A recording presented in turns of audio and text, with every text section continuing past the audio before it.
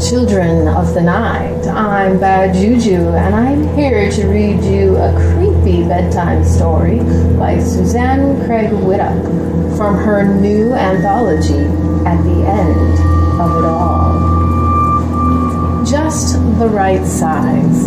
Rochelle glanced up at the clock. She was surprised. The day seemed to have run away with itself, and here it was, almost Cole's bedtime. The house was so quiet that she wondered where her 5-year-old son had gotten to. "Cole," she called out, her voice echoing throughout the house. "Where are you? It's bath time." Grumbling echoed back to her from upstairs, and a faint voice yelled, "I don't want a bath tonight. Please, can we just have stories? I'm so tired." Rochelle hummed softly as she made her way to her son's room. "Where are you?" she asked lightly, looking around but not seeing him anywhere. "Cole!" "Boo!" He jumped out at her from the closet, and she gave a small shriek. "You scared me!" She clutched her hand to her chest dramatically, and they both giggled. "No bath, huh? Why so tired?" "I don't know, I just am," he sighed, flopping down onto the carpet and lying back, his blonde hair fawning out around his head. "All right," she acquiesced. "Get your PJs on and climb into bed. We can skip the bath tonight, but tomorrow you have to stay in extra long until you are all pruny." "Ew," her son exclaimed, then became solemn. "I can get my pajamas on by myself." Rochelle took the cue, laughing to herself. Since when had he gotten so mature? "I'll be downstairs cleaning up. Call me when you're under the covers." She went to the kitchen, absently drying the last of the dinner dishes, waiting for Cole's signal. She wiped down the table and still nothing from her son. Finally, she went back upstairs and stood outside his door. "What are you doing? Aren't you changed yet?" She heard a rustling and scuffling, then the sound of the bed spring squeaking. She entered the room just in time to see him squirm down under the blankets, surrounded by his collection of stuffed animals. "Ready," he announced with a smile. Rochelle grabbed a handful of books from the shelf under the night table. "What's it going to be?" she asked.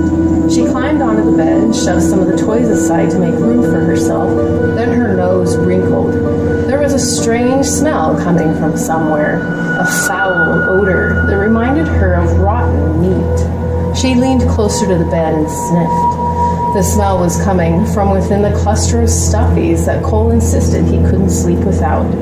She moved some of them aside, then leapt off the bed in horror. "Cole!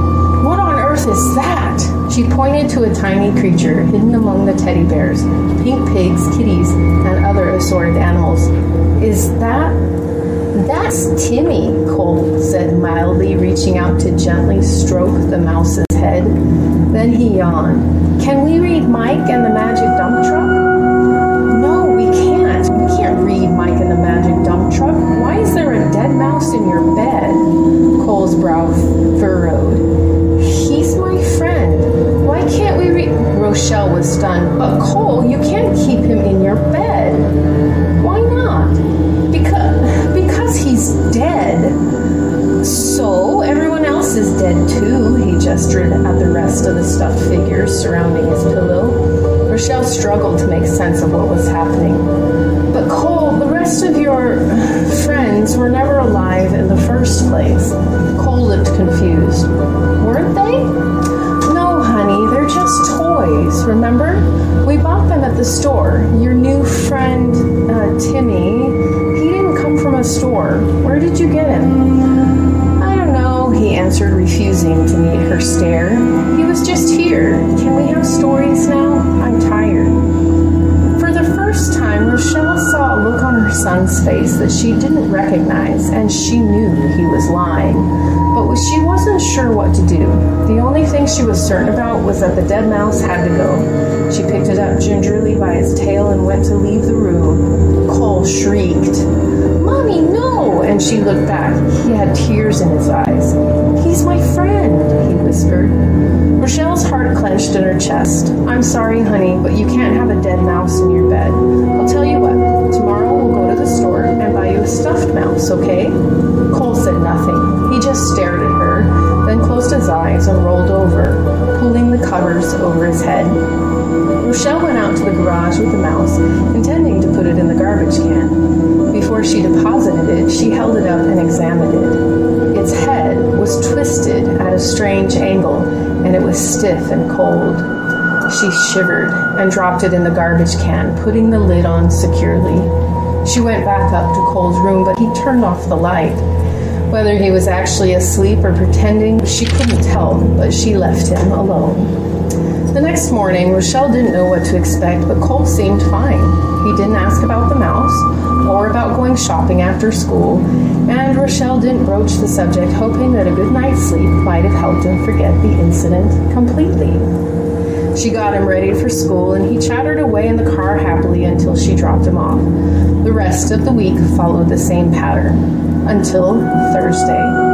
The call came to her office at the real estate agency where she worked. It was Cole's kindergarten teacher. She answered the phone in a panic, fearing the worst, that he'd fallen on the playground or hurt himself somehow, but the teacher, Miss Kennedy, reassured her immediately that Cole was all right. "I'm really sorry to bother you at work over something like this," Miss Kennedy began nervously, "but I really think we need to deal with it right away." "What do we need to deal with? What happened?" Rochelle could tell from the teacher's voice that she was trying hard not to reveal how upset she was, but she couldn't imagine what Cole might have done to prompt such a reaction. "Well, it's just that I was out on the playground at recess break, and Cole had a bit of a crowd around him. He was showing the other children a dead mole." Rochelle's heart sank as she remembered Timmy. "A mole?" she repeated faintly. "Where did he get it from?" "I don't know," Miss Kennedy said. "I overheard him telling the other children that it was called Andy and that it was his friend. He had a small gift box, and when he saw me watching, he put it back in the box and tried to hide it, but I made him show me. He was quite upset when I took it away, but I think you'll agree that—" "Yes," Rochelle interrupted.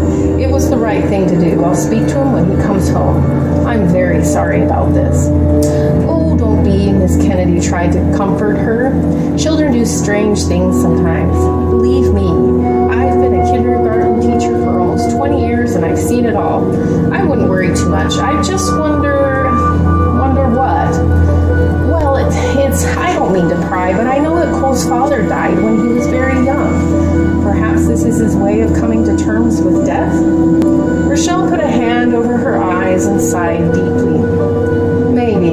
I'll talk to him. Don't worry." She didn't see how the two things could possibly be related. Matt had passed away from cancer when Cole was barely 2. There were pictures of the three of them around the house, but Cole had never asked about his father, let alone expressed any emotion about his father's death. The funeral had been open casket, but Cole couldn't possibly have remembered any of it, could he?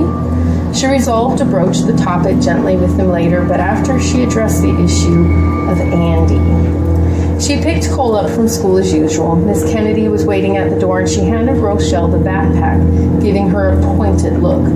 The car ride home was silent. Cole sat in the back, fidgeting distractedly, avoiding Rochelle's eyes in the rearview mirror every time she glanced back at him. Once they were in the house, he ran up to his room right away to play before dinner. Rochelle took his backpack into the kitchen, bizarrely hoping that the kindergarten teacher was somehow wrong or had made a mistake.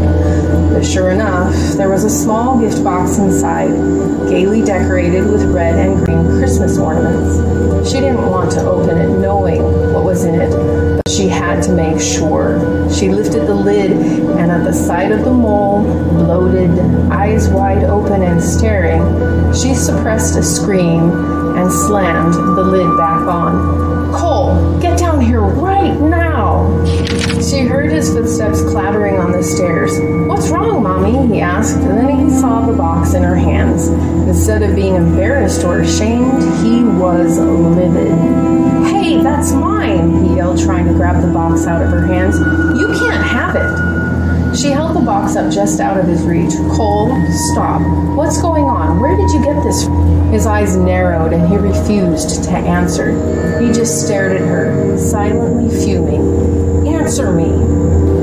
"I found it in the dining room closet," he answered sullenly. "I'm not talking about the gift box. Where did you get the dead mole?" "That's Andy. Can I have him back now?" Rochelle was at a loss. Obviously getting angry with Cole wasn't having any effect. She tried a different tact. Come and sit down with me on the couch for a minute. Let's talk about this. Cole followed her over to the couch and plunkered himself down next to her, staring up at her with big eyes. Honey, the mole, Andy, he's dead, and I know you care about him, but you can't keep him. Why don't we bury him in the backyard? Then you can visit him whenever you want. We can even get him a nicer box. I don't want to bury him, and I don't want a different box. I like that one. It's just the right size. Now give him back. Enough, she said quietly. We're not talking about this anymore. Go to your room until I call you for dinner. Cole's face twisted until he was no longer recognizable as the sweet little boy she knew. He stormed off. Then suddenly, he turned and asked calmly, How tall are you, Mommy?